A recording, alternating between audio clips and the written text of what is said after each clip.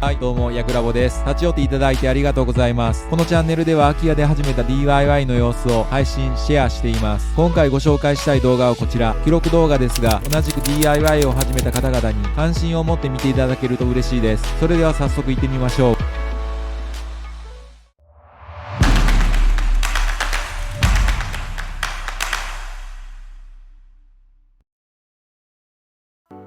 はい、そうしましたらこれが完成した集塵システムになります。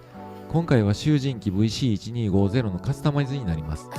はじめはですね、家庭用掃除機を使っていたんですけれども、小さいですのですぐに木くずで満タンになりますし、粉塵でフィルターが目詰まりして動かなくなるという非常に不便さを感じてましたので、この集塵機を購入しました。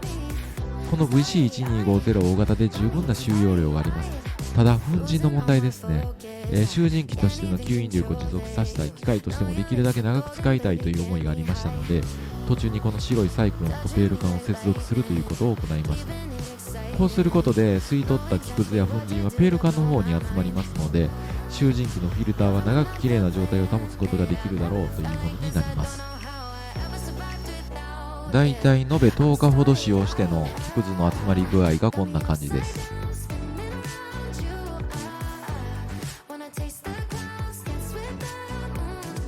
集塵機の方はこうなっています。念のために入れておいた布製のフィルターを見ますと、粉塵が全く来ていないということはないですが、量としては大したことがないです。目的はおおむね達成していると言っていいようですね。組み立てるのに一番大変なのは、ペール缶にサイクロンの口が入るような大きな穴を開けるというところです。その他に何も難しいところはありません。前置きが長くなりましたが、作成の経過を動画にしていますので、ぜひ最後まで見ていただけると嬉しいです。では、どうぞ。